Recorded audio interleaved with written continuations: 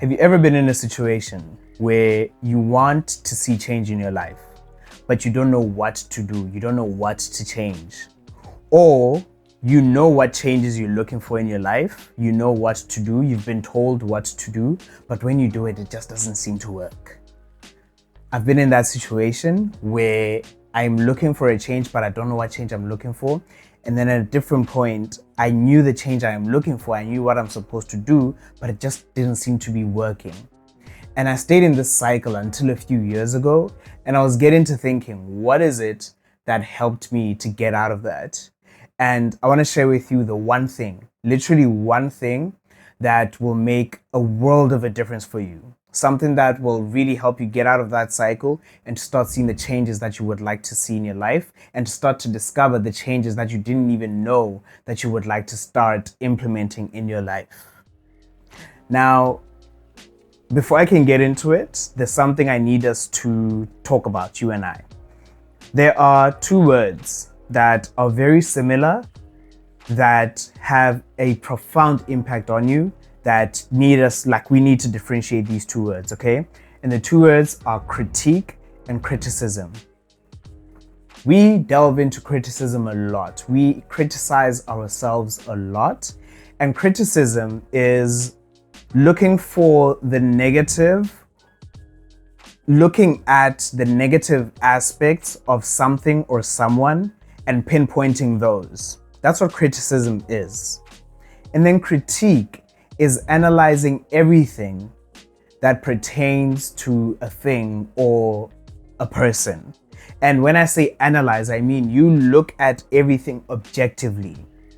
And this is very important for us to differentiate, because we need to critique ourselves a lot more and not criticize ourselves as much. And the thing that I'm going to talk to you about in this video is reflection. And with reflection, the whole thing about reflection is that you are critiquing yourself, okay? Now, I know when I say reflection, perhaps you might be sitting there and thinking, this is useless, or it's a waste of time to be sitting there reflecting, especially because we're in a society where we are expected to constantly be doing. We are constantly taught to constantly be doing. And not a lot of times are we ever taught to reflect. Are we ever even told to reflect? If anything, we are brought up to believe that reflection is a waste of time. We are brought up to believe that if you're not doing, you're not going anywhere. So you must always be doing. But here's the thing. If you're just doing without reflecting, it's like being on a treadmill. And I know the point of a treadmill exercise, blah, blah, blah. But I'm saying it's like being on a treadmill trying to get somewhere. I didn't want to say hamster wheel because we're not animals, but basically hamster wheel. When you're on a treadmill, you're not going to get anywhere. You're doing a lot, you know, you're there. You are very busy, ne? But you're not getting anywhere. And what we need to do is actually take some time. What'll get you to stop just doing and not going anywhere is when you take the time to actually stop, reflect, and in your reflection, you will begin to realize, okay, if I'm trying to go somewhere, running on a treadmill isn't gonna help. In other words, if I'm trying to go somewhere, you're gonna start to discover that doing, and this is where reflection becomes helpful, is that it'll show you that certain things that you're doing are not getting you anywhere. That instead you should get off the treadmill, whatever the treadmill is in your life. You should get off the treadmill and you should start running on the road and going to wherever you're trying to go. And on top of that, there's benefits. You're getting fresh air, you're getting some sun. And the analogy here, the reason I'm painting that analogy is because another helpful thing with reflection is you're going to start to see other benefits you weren't even looking for in the first place, because your goal is to run to a destination. But all these other benefits are going to start coming. You're getting some vitamin D, you're getting fresh air, you meet people, you run with people maybe. There's all these other benefits that are going to come as a result of reflection. And reflection does this because reflection helps you get in tune with yourself. Reflection helps you get closer to yourself. That is the greatest benefit of reflection, and that is the greatest thing that needs to happen for you and to you in order for you to start seeing the changes that you would like to see in your life. And reflection, yes, is important. It'll help you get in tune with yourself. It'll help you get closer to yourself. It'll then help you know how and where to direct your life. But let me be honest with you, reflection is hard. It's very, very challenging. And it's very likely that despite me telling you all of this, and despite many people who will tell you that reflection is important and you should get in the habit of reflection, and I'm going to give you tools for reflection, but despite me giving you the tools of reflection, like the different ways that you can reflect, despite that, which is coming, you're still not going to reflect, or you're still going to find it very challenging, especially in the beginning, to reflect. But even later, you're not going to stop finding it difficult to reflect. And I'll tell you why. The reason it's challenging to reflect is because reflection shows you your flaws, and it's not nice to look at your flaws. But on top of that, reflection also shows you the things that you perceived as good for you that maybe aren't serving you as much as you thought they were. And therefore, you're gonna have to let go of certain things that are good for you. And sometimes, and this is where it gets really, really painful, is when that thing that you have to let go of is a relationship that you cherish a lot. And it can be a relationship with a person, but it can also be a relationship with a drug, for example. It can be a relationship with a bad habit of any other sort. Reflection is challenging because it's going to bring these things to your awareness that, hey, this thing that you thought was good for you is not good for you.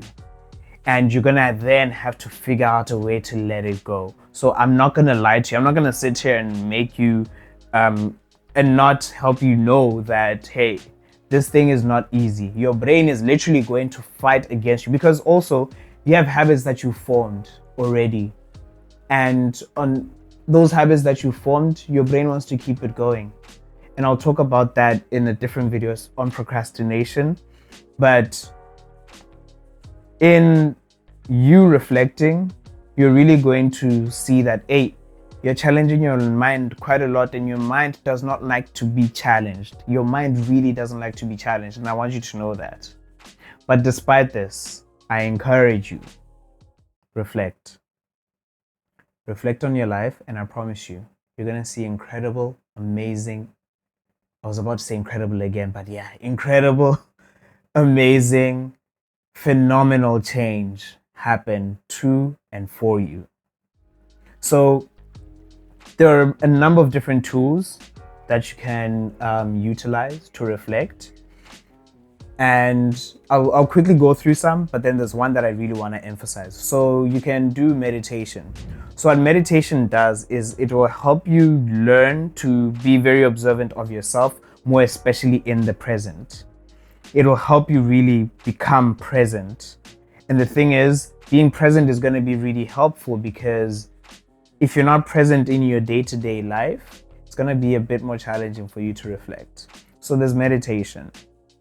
Another one is getting feedback from people who you trust to give you feedback, which will actually be to your benefit. But with this one, I'm not going to lie, you have to be ready to hear truths about you that you weren't expecting. Okay? Don't be defensive, be receptive, and then take what you believe is true for you. But ask people different questions. You can ask them different questions. This will help you gain more of an insight about yourself, because sometimes we don't really see ourselves like in a true manner, and other people can help us see things that we weren't seeing, and we have blind spots in our life. So there's asking people. And then another form of reflection is just challenging your beliefs, or being open to your beliefs being challenged. And this one is important because if you're rigid in your beliefs, then you're going to find it difficult to implement any form of change, right?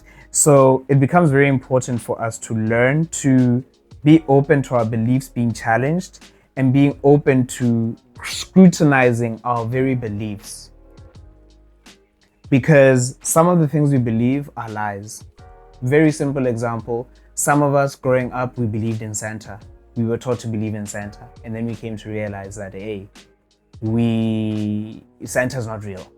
And there's a more adult version of Santa that you believe right now that you're gonna have to come to realize that, hey, this isn't true. And you're gonna have to be open to that. And the reason this will be a bit difficult is because we don't like realizing that, hey, we're still being deceived at our big age. But hey, bruh, if you've been conditioned your whole life, of course there's still some deception happening. So be open to your beliefs being challenged. But the main one I want to speak about, the main form of reflection I want to speak about is journaling. Now, with journaling, I'm going to bore you with some research, real quick.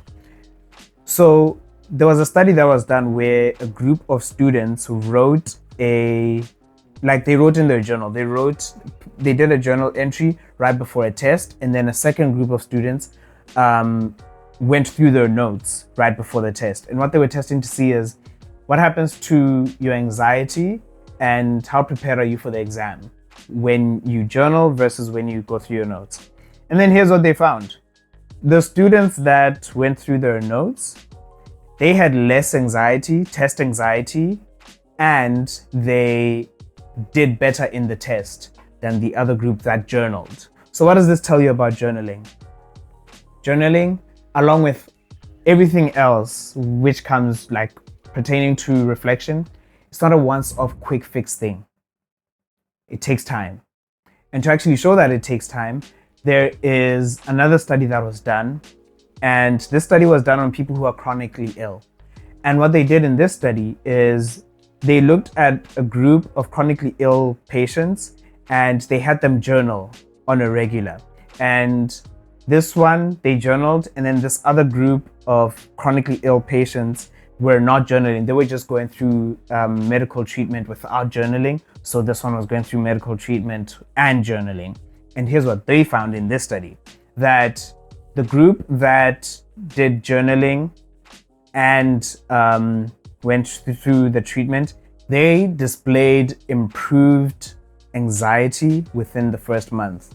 Within the second month, they had greater resilience and they felt more like they're a part of society. Remember, these are chronically ill people. And then by the third month, they had less days where they experienced pain that was so bad that it limited them from everyday activities. Whereas the other group, they had more days where their pain was just too much for them to do everyday activities. So what does this show you? That over time, you start seeing more and more results from journaling. And this is not just true of journaling, this is true of all forms of reflection. It doesn't happen instantly, but it takes time, but gradually you start seeing more and more results. And then one more study I want to share with you is one where the students this study was done over the course of a semester, and these students were asked to journal. And one group of students was given a form of journaling that they had to do, which is CBT, cognitive behavioral therapy based journaling. And then this other group, they just did they just journaled however they want to journal. And what they found with this study is the students had greater self-efficacy by the end of the study. In other words, they had greater belief in their abilities to do the things that they want to do successfully. Improved self-efficacy. And they found that there was no difference between the CBT-based journaling and the other students who were just journaling how they want to, basically. What does this tell you? It tells you, yes, journaling will have you gaining greater belief in yourself. And the reason this is going to happen is because you're going to start getting in tune with yourself and start understanding yourself and start getting closer and a greater idea of what it is you're capable of doing. And you're going to start believing in yourself more as a result of that, the self-efficacy thing. But also it shows you that it doesn't matter what form of journaling you do, because there are different forms of journaling. You can just do morning pages where you write for 3 pages, and I've spoken about this in another video. You can do prompts. You can look for prompts online on how to journal. Basically, the point is you should just look for any form of journaling that you believe will help you, and it probably will, right? So find one that's suitable for you, and I promise you, you're going to start to see great results happen in your life. So if you found value in this video, please go down to the like button and tell the like button that you like this video. So just boop that little like button there. But otherwise, on this topic of journaling and reflection, I made a video where I speak about 5 questions you should ask yourself if you want to have the best 2025 that you could ever have. So if you want to check that video out, click the video on screen right now.